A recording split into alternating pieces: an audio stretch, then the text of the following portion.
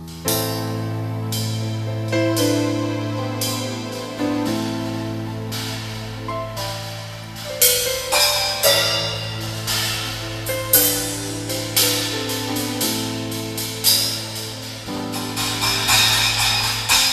vient comme ça de l'aéroport. Et je sais que l'assemblée chrétienne, qui dit amen avec moi? Voilà. C'est votre oncle. C'est l'oncle de l'assemblée chrétienne. Lui, quand il est là, je vais me promener, mais puis il vient. Mon cœur papa. Alléluia. On a besoin de tels oins, des personnes qui prêchent le royaume. Qui dit amen avec moi? Il est là ce soir. Je veux qu'on baisse la tête, qu'on prie et qu'on reçoive ici l'apôtre Kone Ngwamrou au nom de Jésus. Prie au nom de Jésus.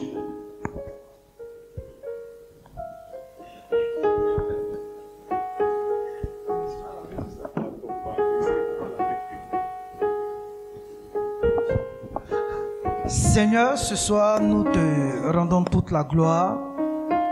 Nous voulons te dire merci pour ton serviteur que tu as utilisé puissamment ce soir pour ouvrir notre intelligence afin que nous puissions comprendre les réalités spirituelles. Seigneur, ce soir, je prie afin que tu bénisses sa vie, tu bénis son ministère et tu bénis tes enfants qui sont là, qui ont fait le déplacement pour venir au pied du Maître afin de pouvoir s'instruire et afin d'écouter ta parole. Seigneur, qui suis-je devant le trône de la grâce? La Bible dit, qu'est-ce que l'homme? Comme une vapeur qui paraît pour un temps et qui disparaît. Seigneur, ce soir, nous voulons donner gloire et honneur à l'agneau qui est assis sur le trône. Seigneur, ce soir, regarde le cœur de tes enfants. Regarde la vie de tes enfants. Et je prie, éternel Dieu de gloire, afin que tu déposes dans les cœurs une soif de Dieu. Une faim de Dieu. Donne-leur d'avoir la faim. Pas la faim du pain, mais la faim et la soif de tes paroles. Seigneur, ce soir, je prie afin que tu ouvres notre esprit, notre intelligence et donne-nous de la compréhension. Et que l'autorité des Écritures s'établisse ce soir. Et que chaque enfant de Dieu qui est rentré en ce lieu ne retourne pas comme il est arrivé. Mais que nous sortons remplis de la parole de Christ. Car il est dit que la parole de Christ habite abondamment en vous. Que cette parole ce soir habite abondamment dans la vie de ton peuple. Que tes paroles abondent et que ces paroles se manifestent à travers eux en action de grâce. Car il est dit, rendez continuellement grâce à Dieu, car c'est à votre égard la volonté de Dieu. Seigneur, soumets-nous ce soir l'autorité de l'Esprit et remplis tes enfants du Saint-Esprit afin que, Seigneur, nous puissions marcher et vivre toujours dans le surnaturel. Seigneur, bénis cette assemblée, bénis tes oins qui sont passés jusque-là, éternel Dieu de gloire. Que l'honneur et la gloire te reviennent. C'est au nom du Christ Jésus que j'ai prié. Tout le monde dit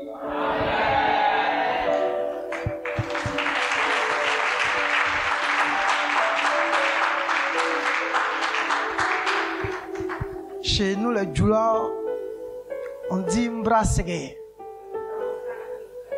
Alléluia. Mbrasege. Ça veut dire quoi? Voilà, je viens juste de l'aéroport. Je ne me suis pas encore... C'est que vous savez, hein?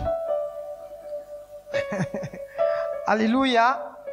Et je veux que nous acclamons le Seigneur pour l'homme de Dieu qui était là tout à l'heure.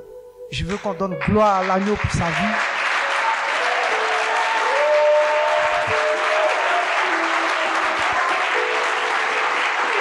Alléluia. Voilà. Et c'est pas encore terminé. Je veux qu'on acclame aussi l'apôtre Yann Kwakofi.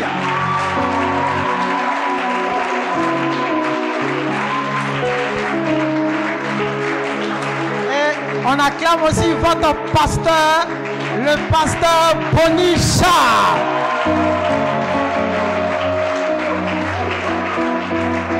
Et que maintenant, toute l'assemblée se tienne debout pour donner honneur à l'agneau qui est assis sur le trône. Rendons honneur à l'agneau de Dieu. Il est l'agneau immolé. Oui, l'agneau qui est assis sur le trône. Il mérite toute la gloire. Il mérite l'honneur. Il mérite la louange. La célébration. Il mérite d'être exalté. Oh, louange à l'agneau de Dieu. Merci de l'acclamer encore. Oui, acclame-le ce soir. Acclame l'agneau de Dieu. Oh. Alléluia. Lève les mains vers le ciel. Nous te rendons toute la gloire ce soir. Viens ce soir nous aider. Seigneur, introduis-nous dans tes palais. Viens conduire-nous dans cette marche. Car la vie chrétienne est une marche. Seigneur, pour tous ceux qui sont tombés, je prie que tu les relèves en ce soir. Et donne-leur de reprendre la marche à nouveau. Et de continuer cette marche. Car celui qui est l'auteur et l'acteur de cette marche, c'est ta présence, Dieu de gloire. Oh Saint-Esprit, Saint-Esprit, tu es le seul qui puisse nous relever. Tu es le seul qui peut relever celui qui est tombé et celui qui est faible en ce soir. Tu es le seul qui peut fortifier l'âme languissante. Tu es le seul en ce soir. Merci de le faire. Au nom de Jésus. Amen. Veuillez vous rasseoir. Bonsoir à tous et à toutes. Que Dieu vous bénisse. Il y avait un pasteur qui était à Londres et qui était en train de prier, comme l'homme de Dieu l'a si bien dit. Et pendant qu'il priait, et Dieu lui dit, il y a quelqu'un qui est sur le point d'abandonner la foi. Et cette personne se trouvait, me semble, en New Zealand. Au New Zealand, ouais. Et pendant qu'il était en train de prier, à travers sa prière, Dieu est en train d'aider le monsieur. De sorte que toutes les idées et les pensées qu'il avait, Dieu a changé toutes ces choses et Dieu l'a relevé. Écoutez-moi très bien. Et la période, Dieu lui a dit d'écrire, de noter cette période-là. Et il a noté cette période-là. Et l'homme de Dieu qui était au New Zealand aussi, il a noté aussi cette période-là. Et par la grâce de Dieu, ils se sont retrouvés à une conférence en Angleterre. Où l'homme de Dieu qui était au New Zealand est en train de rendre le témoignage. Pour dire qu'à une période, j'étais sur le point d'abandonner. Et c'est là que l'homme de Dieu qui était assis pendant la conférence a compris que lui aussi, à cette même période, il était en train de prier pour un tel frère. Alléluia. Alléluia. Amen. Vous voyez comment il est important pour nous de laisser toute la place à Dieu dans nos vies. Parfois, c'est un combat que nous avons, c'est avec nous-mêmes. Le premier ennemi de l'homme, c'est l'homme lui-même. Alléluia. Le premier ennemi de l'homme, c'est l'homme lui-même. Dans la vie chrétienne, ton premier ennemi, souvent on dit que c'est le diable. Oui, mais le diable, c'est vrai, mais c'est l'homme lui-même. C'est pourquoi la Bible dit, marchez par l'esprit et vous n'accomplirez pas point les désirs de la... Donc quand on parle des désirs de la chair, on fait allusion à qui? la chair a deux sens. Il y a le caractère moral de la chair et il y a le caractère physique de la chair. Le plus dangereux, c'est le caractère moral de la chair. Selon qu'il est dit dans le livre de Galates chapitre 5,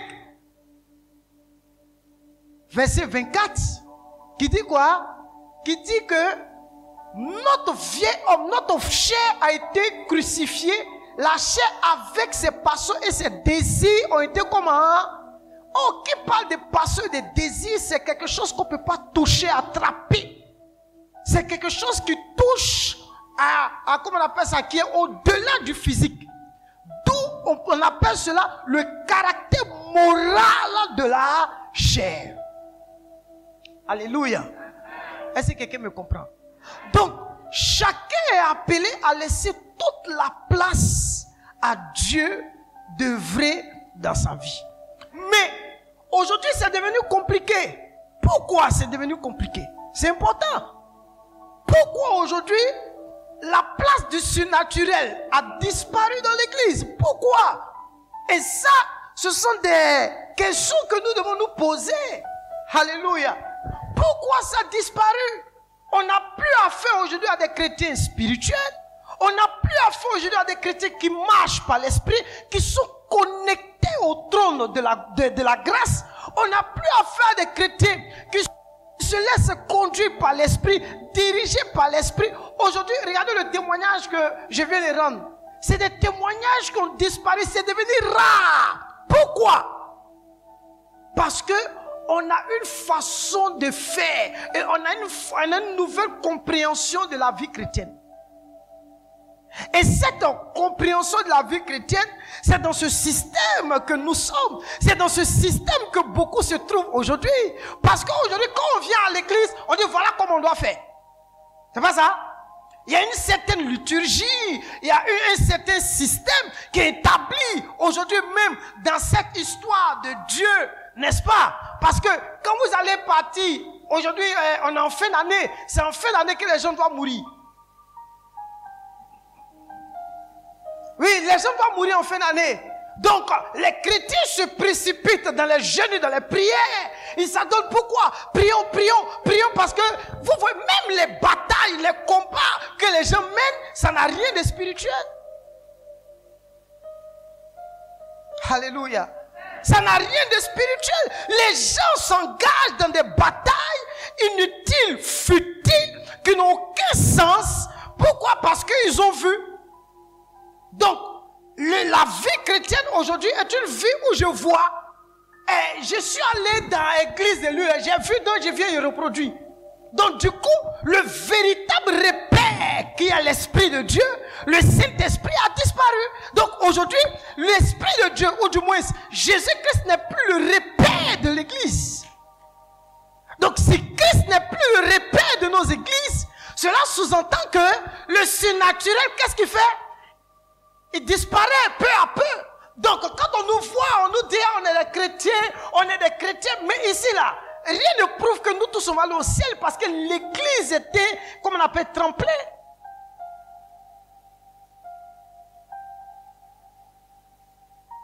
Alléluia. Parce qu'il y a des gens qui, eux, là, voici moi ma façon de voir la vie chrétienne. Nous n'avons pas plusieurs façons de voir la vie chrétienne. Si nous avons plusieurs façons de voir la vie chrétienne, mais quelle est la façon que le maître a établie? Voilà. Le maître est établi. C'est pourquoi on doit se poser une question. La vie chrétienne alors, c'est quoi? La vie chrétienne, c'est quoi? Pourquoi même je suis devenu quoi? Chrétien. Pourquoi même j'ai accepté Jésus? Il y a d'autres, vous allez leur demander, hey, il y avait trop de sorciers dans ma famille. Voilà pourquoi on m'a dit d'aller à l'église. Retourne là-bas. Parce qu'il y a des gens qu'on doit affecter même à la mosquée. Il y a des gens qu'on doit affecter même dans certaines choses. Il y a des gens on va faire papier pour dire retourne là-bas. Parce que le motif et le but pour lequel ils sont assis, c'est un motif impur. Parce qu'ils nous fatiguent. Toujours à Sinita, Bonita. Toujours papa. Dieu l'a dit. On ne peut pas. C'est-à-dire, la vie chrétienne, c'est pas une histoire de dire j'ai duré dedans. Embrasse Ségué. Gloire à Dieu. Gloire à Dieu. Donc la vie chrétienne est devenue bizarre. C'est devenu compliqué parce que chacun marche selon la définition qu'il donne du christianisme. Mais il y a deux coupables. Les premiers coupables, ce sont les prédicateurs. Les deuxièmes coupables, c'est vous. Parce que la Bible dit dans Actes 17, verset 11, que Pierre, Paul, ils prêchaient et les gens vérifiaient si ce qu'ils disaient était exact. Donc ça, c'est votre responsabilité de vérifier si ce qu'il dit là, c'est vrai. Il n'y a pas parlé dedans. Même si il prophétise sur toi, il faut aller examiner pour voir si c'est vrai. C'est ta responsabilité. Il n'y a pas une histoire de dire, comme je suis le père, l'autorité. Il n'y a pas, non, il n'y a pas ça. Anibi, Ani.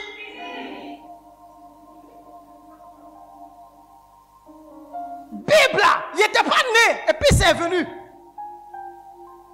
Amen, amen. Il n'était pas né, hein, et puis Bible est là. Donc je suis né là, il a trouvé Bible. Donc je ne suis pas là, le père de la Bible.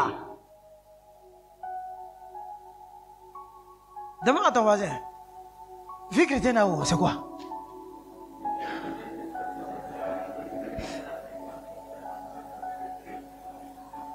Ah, oui, non?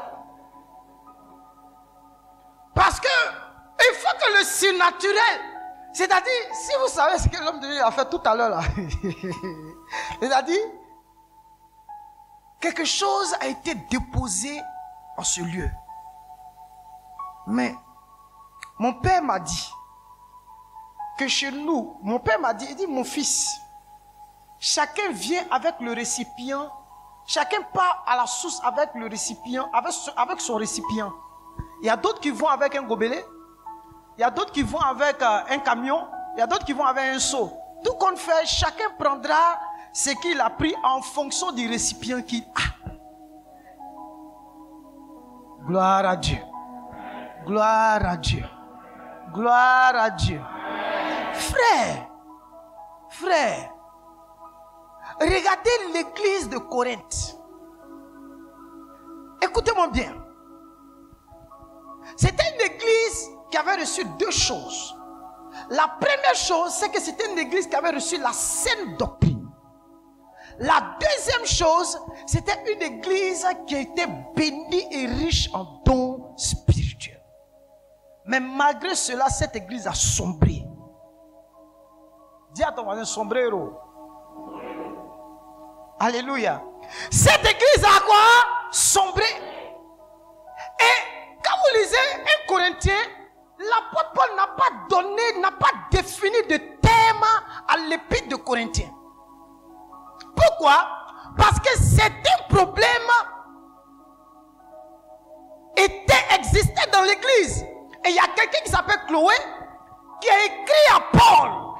Vous dites, Paul, l'église que tu as bâtie là, à Corinthe là, ça va pas.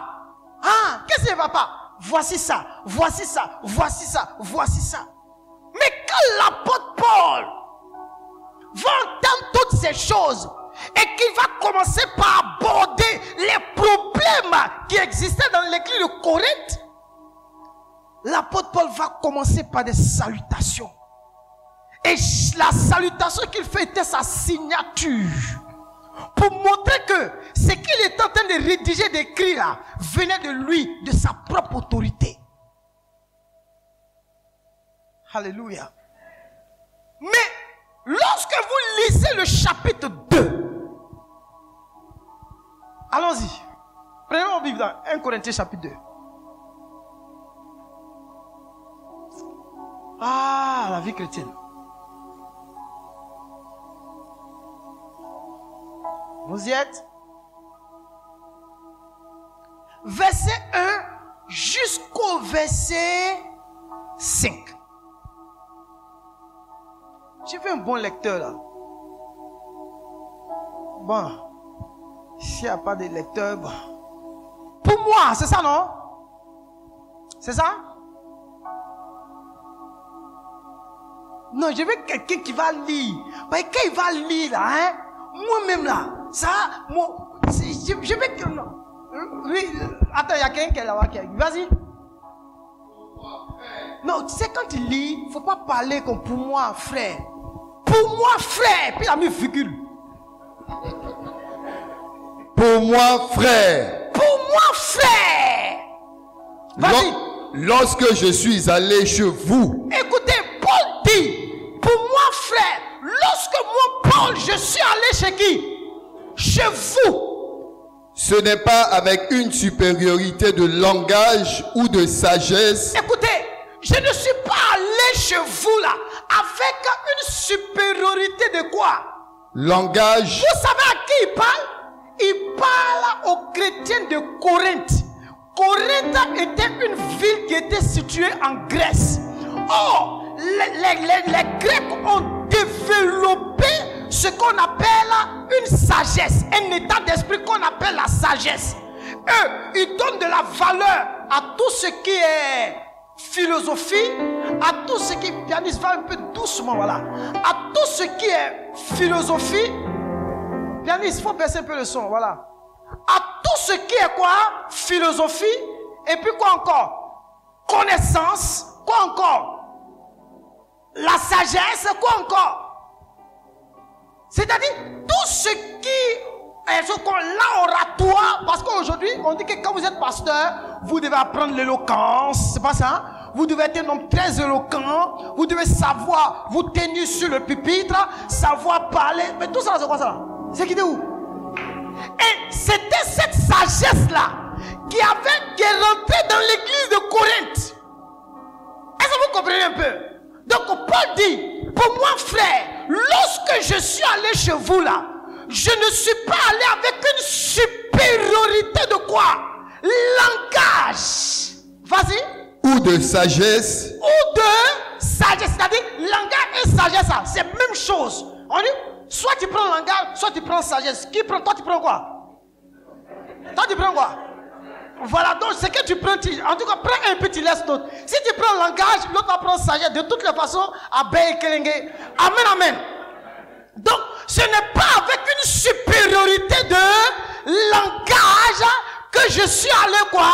Que je suis allé vous annoncer le témoignage de Dieu.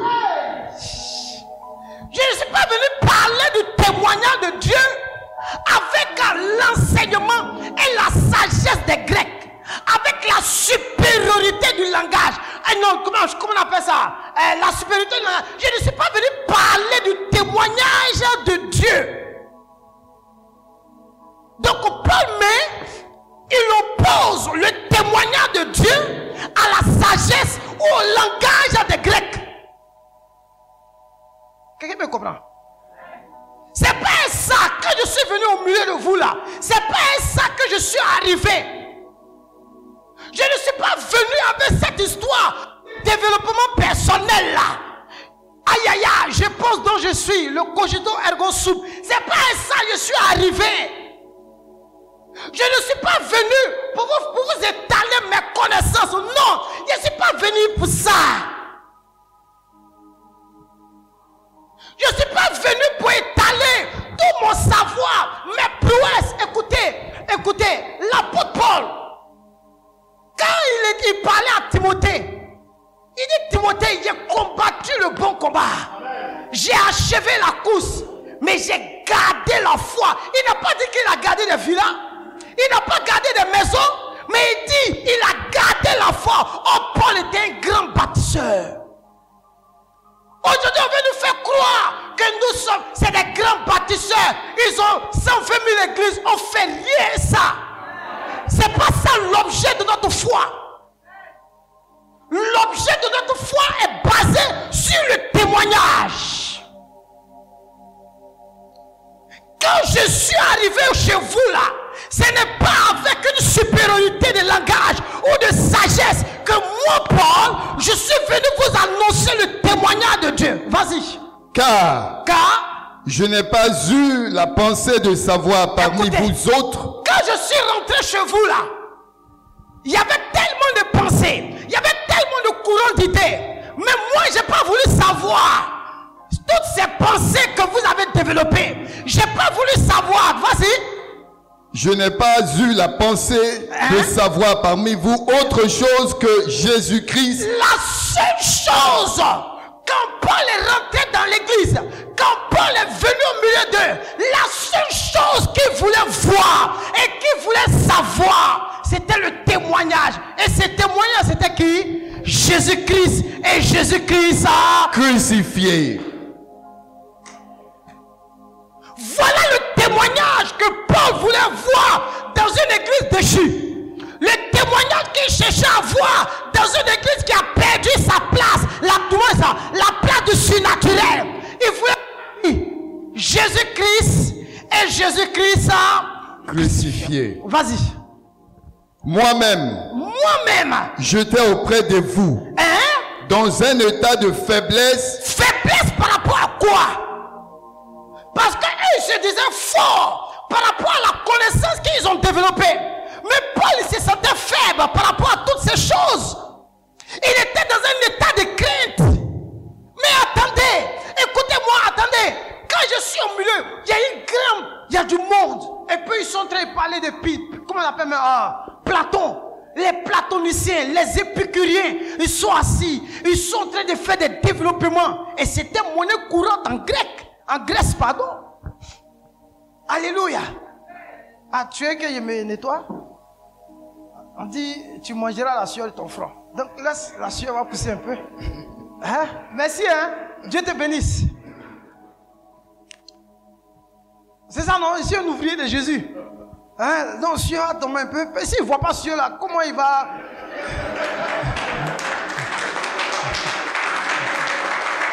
Il n'a qu'à voir sueur un peu. Alléluia. Amen, amen. Vous êtes tous bénis. La place du surnaturel. Il est venu, il a ouvert la voie pour moi. Moi, je suis à l'aise.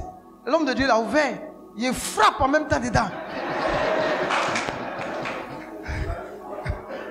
Alléluia. C'est ça, en fait, de Dieu là. C'est comme ça. Amen, amen. Alléluia. Alléluia. Le témoignage était dans un état de peur et de crainte. Paul est en train de montrer que lui, Paul, là, il n'est pas fort. C'est un homme qui est faible. Regardez, la force d'un croyant, la force du chrétien, ce n'est pas lui. Qui suis-je devant le trône de la grâce? Qui suis-je? C'est pourquoi Paul est arrivé au moment, quand il a prêché dans 1 Timothée, il parlait à Timothée, il dit, lui, Paul, il était le premier des pécheurs. Pour montrer combien de fois il a joui et il a bénéficié de la grâce authentique de Dieu. Alléluia. Amen, amen. Donc j'étais au milieu de vous dans un état de faiblesse, de crainte et de grand tremblement. Point virgule. Vas-y. Et ma parole et ma prédication ne reposaient pas sur les discours persuasifs de la sagesse. Mais sur une démonstration d'esprit et de puissance. My God. Afin que votre foi fût fondée non sur la sagesse des hommes, non sur la sagesse des hommes, mais sur la puissance de Dieu. Mais sur la puissance de Dieu. Regardez. Il dit ma parole et ma prédication. C'est-à-dire quand Paul il s'assoit et qu'il veut enseigner, il veut prêcher. Il dit sa parole et sa prédication ne reposent pas. Ils n'ont pas pour fondement. Ma parole et ma prédication ne reposent pas sur des discours. C'est une théologie. Les discours de la sagesse des hommes. Non, moi mon témoignage. Regardez, on parle beaucoup de pasteurs. Mais il y a des gens, leur enseignement repose sur le discours de la sagesse. Le pasteur Boni se souvient, on est parti à la radio. Arrivé à la radio, et comme à la télé, où on nous a dit, monsieur, vous parlez du coaching. Le coaching en développement personnel n'a pas sa place dans l'église. Dis avec moi, abat le coaching. Si tu es devenu riche, il faut sortir d'ici. Va travailler. Va à l'école. Apprends. Faites une activité investie. Je le dis pourquoi? Parce qu'aujourd'hui c'est subtil. C'était de façon subtile. Les choses sont rentrées dans l'église et qui ont commencé à faire office de doctrine au milieu de nous. Et puis on est dedans, on se prend et on ne sait pas qu'on est en train de mourir, hein, spirituellement parlant. On ne sait pas qu'on est en train de mourir. Donc quand on dit les gars, tu dis bonjour, est-ce que ça va ta relation avec Dieu, comment ta vie chrétienne se passe? Mais ce que l'homme de Dieu est venu dire, il a dit là, c'est tellement glorieux, merveilleux, que quand tu finis d'entendre ça là, si ta vie ne change pas après ça, et c'est pas où on te mettre, hein. Moi j'entends ça, mais quand moi j'étais en train de prier tout à l'heure là, j'ai demandé à Dieu, franchement je te rends grâce parce que ce soir encore, tu es en train de me connecter à nouveau au trône.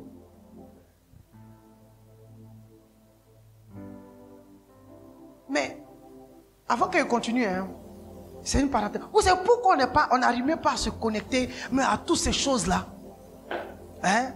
Tout ça là, ça vient de l'évangile qu'on a entendu. La Bible dit la foi vient d'où? Et ce qu'on entend vient des enseignements de Christ. Mais quand vous lisez votre Bible dans le livre de Hébreux chapitre 11, la Bible dit que c'est par la foi que Abraham, lors de sa vocation, partit pour un pays qu'il devait recevoir en héritage. Et il partit pour un pays. Qui lui a donné le pays là? C'est qui? C'est qui a donné le pays à Abraham? Mais la Bible dit qu'Abraham est allé s'installer dans ce pays comme dans une terre étrangère. Dieu te donne un pays et puis toi tu considères le pays comme une terre étrangère. Vous savez ce que ça veut dire? Je vais vous expliquer. Ça veut dire simplement, si Dieu aujourd'hui te fait grâce et qu'il te donne une voiture, tu ne dois pas t'attacher à la voiture. Dieu a donné une terre à Abraham. Abraham ne s'est pas attaché à la terre. Dieu a donné Isaac à Abraham. Abraham ne s'est pas attaché à lui. Dans Hébreux chapitre 11, attends, prends Hébreux chapitre 11 parce qu'on ne va pas paraphraser, on va lire, puis tout le monde va voir clair. Parce que là, ce n'est pas une histoire d'épée. Hébreux chapitre 11. Or, la foi. Ah non, Hébreux 11 à partir du verset 8. C'est par la foi. C'est par la foi. Hein? Qu'Abraham, écoutez bien, qu'Abraham, lors de sa vocation, obéi est parti pour un lieu qu'il devait recevoir en héritage. Et qu'il partit sans savoir où il allait. Abraham est parti sans savoir où il. Et vous connaissez Dieu quand il te pousse. Il te pousse et puis tu ne sais même pas, mais il te pousse. On me dit va. Donc si tu vas, continue, vas-y. C'est par la foi qu'il vint s'établir dans la terre promise. Dans la terre promise. Comme dans une terre étrangère. Avec de comparaison. Comme dans une terre quoi? Étrangère. Donc la terre que Dieu lui donne, Abraham voit la terre là comme une terre étrangère. Vas-y. Habitant sous des tentes. Et puis il allait mettre tente. Il n'a pas construit une maison dure, mais il a mis tente là-bas. Parce qu'il ne veut pas s'attacher. Et vas-y. Ainsi qu'Isaac et Jacob, les cohéritiers de la même promesse. C'est-à-dire ils partagent ensemble la même promesse. La promesse que Dieu a faite à Abraham là, elle est pour Isaac, et puis elle est pour Jacob, et puis elle est pour Israël. Vas-y, continue. Car il attendait la cité qui a de solides. Attends. Abraham, quand il allait s'asseoir à Canaan là, il y a une seule chose qu'Abraham attendait, c'était pas Isaac.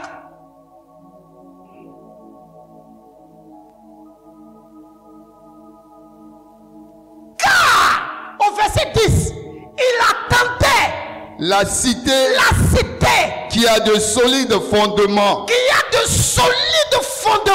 celle dont Dieu est l'architecte et le constructeur. Regardez, qu'est-ce qu'Abraham attendait? Quand on lit Genèse là, Genèse nous donne l'impression qu'Abraham là, c'est Isaac qui cherchait. Mais quand Dieu explique réellement la force et la puissance de la foi d'Abraham, c'est là vous comprenez que là, Abraham, il attendait une cité. Donc pendant qu'il est assis, comme on appelle ça, à Canaan, il ne peut pas construire une maison en briques. Parce que pour lui, il a vu une maison qui a de solides fondements. Celle dont Dieu est l'architecte et le constructeur. Il a dit à Dieu, tu m'as donné Canaan, oui, mais ce que je veux, c'est ça. Donc, on dit il attendait. Or, celui qui attend, c'est celui qui espère. Alléluia. C'est celui qui fait quoi? Qui espère. Et quand vous espérez, vous allez marcher dans le surnaturel. Parce que vous n'avez pas vu ce que vous voulez voir. Mais regardez, au temps de Paul, c'est vrai qu'on dit Jésus revient.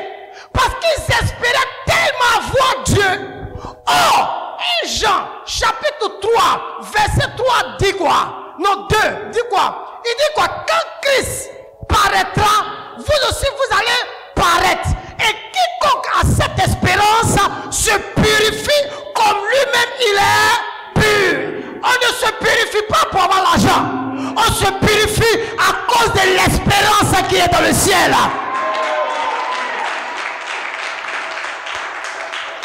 Alléluia. Donc, pourquoi vous vous sanctifiez? Pourquoi vous dites de marcher à la sanctification? Non, on dit non pour qu'une porte s'ouvre. Arrêtez des Chanel.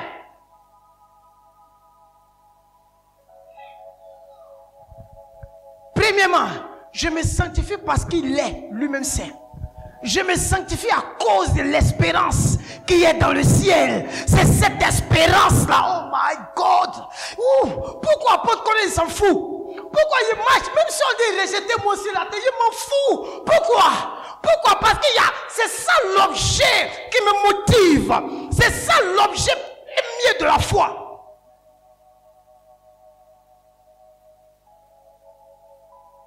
Alléluia. Alléluia. Donc, quand il marche, il y a quoi? Mais on dit quoi, mon frère? Le pays, ça va pas. Même si le pays, ça va pas, toi, ça va. Parce que tu désires, tu aspires, tu veux le voir. Je veux te rencontrer, je veux te voir. Je veux te vivre, je veux t'expérimenter. Pourquoi tu aimes lire la Bible? Pourquoi tu aimes jeûner, tu aimes prier? Tu aimes aller en mission? Tu aimes aller te laisser disposer? Pourquoi? À cause de la glorieuse espérance. Ça a disparu à l'église.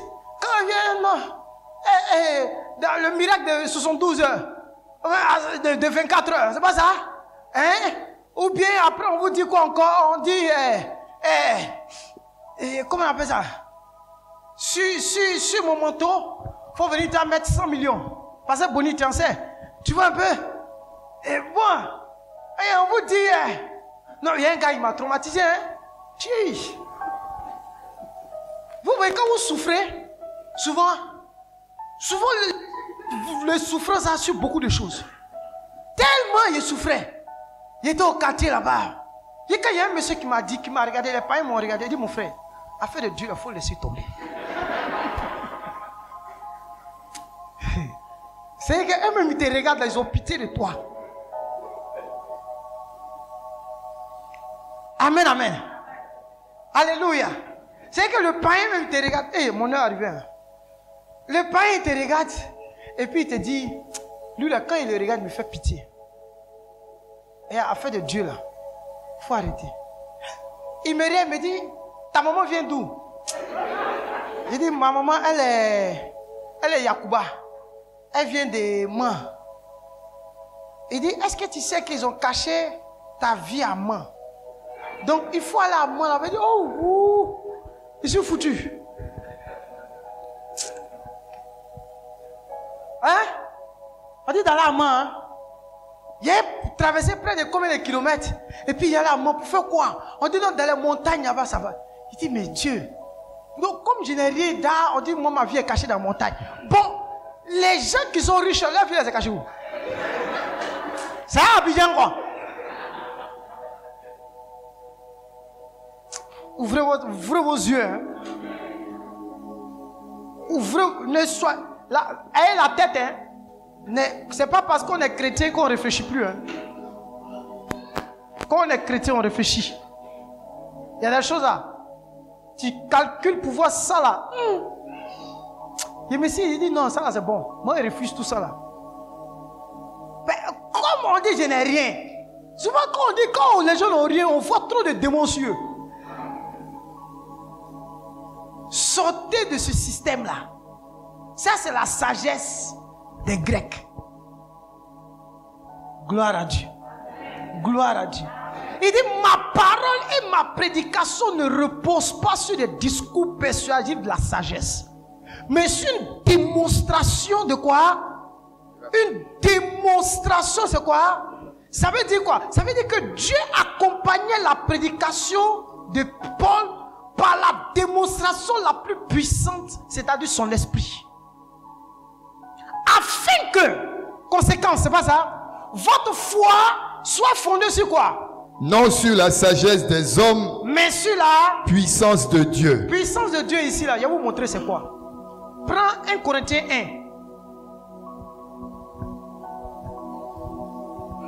1. 1 Corinthiens 1, verset 17 à 18. 1 Corinthiens 1, verset 17 à 18. Ce n'est pas pour baptiser que Christ m'a envoyé. Hein? C'est pour annoncer l'évangile. Hein? Et cela sans la sagesse du langage. Hein? Afin que la croix de Christ ne soit pas rendue vaine. Hein? Car Hein? la prédication de la croix Hein? est une folie pour ceux qui périssent. Hein?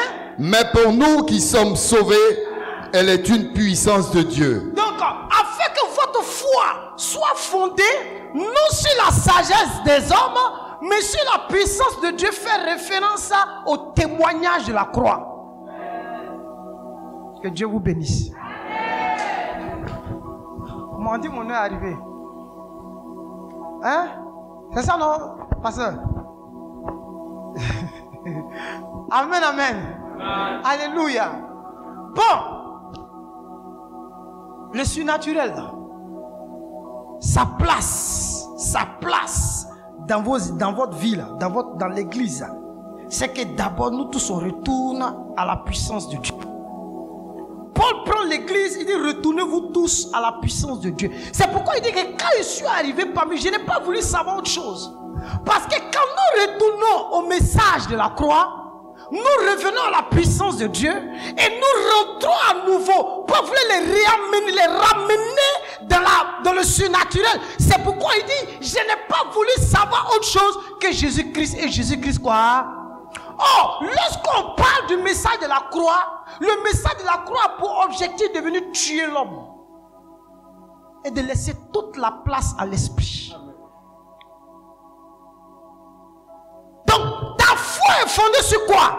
La puissance de Dieu. Si nous ramenons notre foi sur la puissance de Dieu qui est le message de la croix, je vous assure, ça va couler comme ça. Plop, plop, plop, plop, plop. Ça va couler. Il y a un quartier, on appelle ça campement. Qui connaît campement Koumassi? Mon père me disait toujours que c'est le quartier le plus peuplé de Koumassi. Il dit, il y a tellement d'enfants que quand une femme n'arrive pas à procréer, il faut l'envoyer là-bas. Vous allez voir qu'elle va commencer à procréer en même temps. Tellement il y a d'enfants là-bas. Les vieux Djoulao, ils ont toujours des proverbes. Alléluia. Alléluia. Alléluia. Frère, l'église doit revenir au message. Si on ne revient pas au message, c'est la sagesse de ce monde qui va piloter l'église et on va perdre tout ce qui est du surnaturel. Et on va rentrer dans un autre, comme l'homme de Dieu a dit, un autre surnaturel, qui est le surnaturel où le diable aussi travaille, il se bat. Regardez, pour renverser un chrétien ou bien une église, c'est pas compliqué. Vous savez c'est quoi? Il faut changer le message du pasteur, l'église est renversée. Dans le jardin d'Éden, l'apôtre Yann, il y a 3 ans de cela, a enseigné ça. La seule chose qui a fait que le jardin, Adam et Ève, l'église, la première église a été renversée, c'est qu'ils ne sont pas restés faibles dans les paroles de Dieu et ils ont accepté la parole du diable. À chaque fois que vous acceptez les enseignements qui sont en dehors du message de la croix ou de la doctrine de Christ, vous avez renversé l'église. Mais vous ne pensez pas que vous avez renversé l'église, mais l'église est déjà renversée. Donc vous pensez que quand le diable vient attaquer là, il va venir comme ça. Ah, venir mettre le feu. Le diable là, il ne vient pas attaquer comme ça. Depuis la croix, le diable il agit de façon subtile.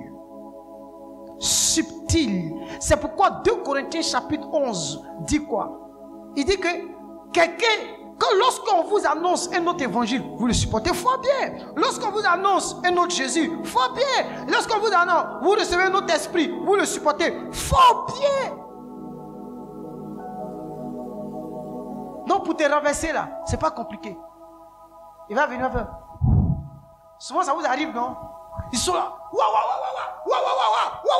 Il fait pas quand il finit là. Le diable le regarde. Tu as 200 francs pour manger. Il est faim, il a tout prié à faire la même. Il me vante. Il y a un gars comme ça.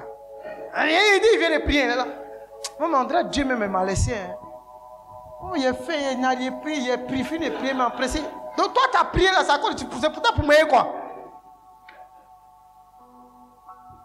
Écoutez, ne vous inquiétez pas pour votre vie, de ce que vous allez manger, ni de ce que vous allez boire.